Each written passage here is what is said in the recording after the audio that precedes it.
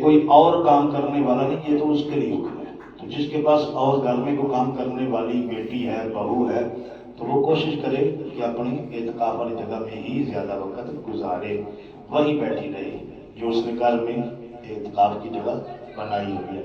اور اگر کوئی اس کا کام کرنے والا نہیں تو پھر وہ سارے کام کر سکتی ہے، اس میں کوئی جیسے نا روزے دار عورت جو ہے آتے روزے میں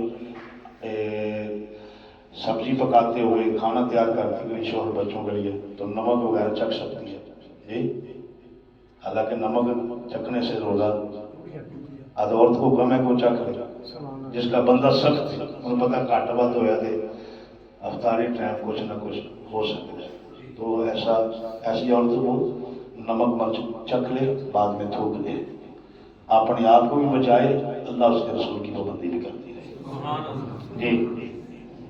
10 دن بیٹھ سکتا ہے یا تھوڑے دن بھی بیٹھ؟ ہاں یہ بھائی ایک دن بھی بیٹھ جائے، ایک سیکنڈ بھی بیٹھے اور پوری زندگی کی عادت بنائے، مسجد میں جب بھی داخل ہو اعتکاف کی نیت کر لی۔ میرے آقا علیہ الصلوۃ والسلام نے فرمایا جس نے اللہ کی رضا کے لیے ایک دن کا اعتکاف کیا، میرے آقا علیہ الصلوۃ والسلام نے فرمایا اس کے اور دوزخ کے درمیان 3 خندقوں کا فاصلہ ہے۔ میرے آقا علیہ الصلوۃ والسلام سے پوچھا کہ حضور ایک خندق کی لمبائی چوڑائی، فرمایا جن میں مشرق تو مغرب ہے، یعنی کہ جہنم تو اتنی دور ہو جاتا ہے کہ جن میں مشرق تو مغرب کا فاصلہ ہے، جہاں سے سورج طلوع ہوتا ہے اور جہاں سے سورج غروب ہوتا ہے، یہ جو فاصلہ ہے ایک خندق ہے، تو 3 خندقیں دور ہو جاتا ہے جو رب کی رضا کے لیے ایک دن کا اعتکاف کرے۔ یہاں رمضان شرط بھی نہیں ہے، یہاں رمضان ہونا بھی ضروری نہیں ہے، کوئی بھی دن اعتکاف رب کی رضا کے لیے ایک دن بیٹھے گا تو اس کے لیے یہ ثواب ہے۔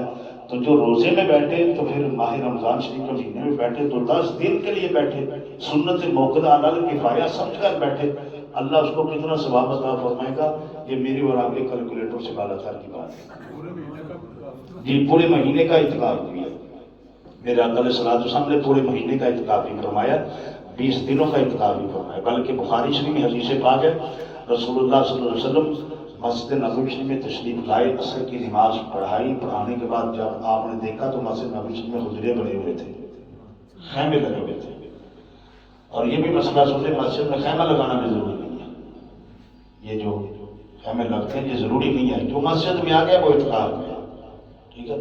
یہ خیمے اس لیے لگاتے ہیں لوگ، پہلے لگاتے تھے اس لیے کہ ہم سونے کے لیے جب لیٹے تو ہمارے کپڑے وغیرہ لباس وغیرہ دائیں بائیں ہونے سے انسان کی شرم کا ظاہر نہ ہو۔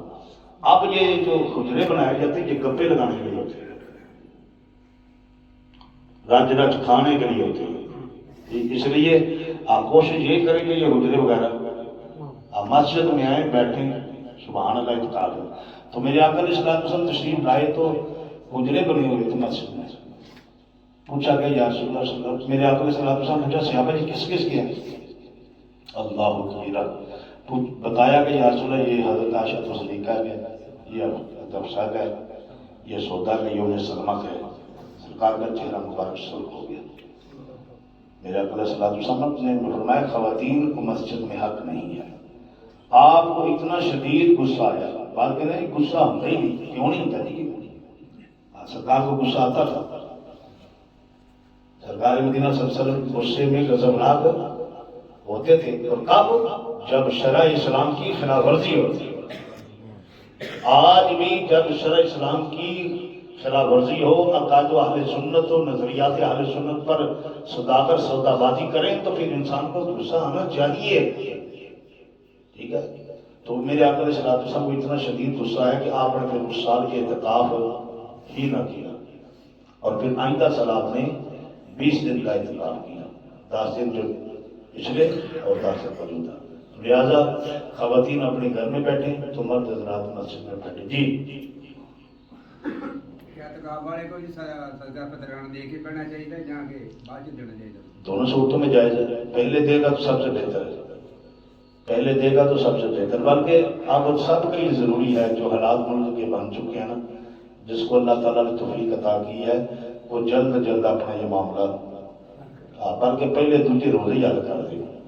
اگر فطرانے کا جو مقصد تھا وہ تھا کہ جب ماہ رمضان شریف کا روزہ انسان رکھتا ہے تو اس کے اندر کمی کوتاہی بول چال میں، ٹھیک ہے، اس کے معاملات کو سمجھنے سمجھانے میں کیا ہوتا ہے کمی بیشی ہو سکتی ہے.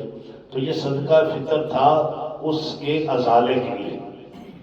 ٹھیک ہے. اب چونکہ ملک کی حالات ہی ایسے بن چکے غربت کے میں انسان پیس رہا ہے پھنس چکا ہے اس معاملات میں. ٹھیک ہے نا. اللہ اکبر. میں نے ایک دن اپنے استادوں سے پوچھا یہ پیچھے چند دنوں کی بات میں کہ استاد جی حالات بہت خطرناک سے خطرناک ہوتے چلے جائیں. وہ غصے میں کہنے لگے اس قوم کا یہی حال ہے.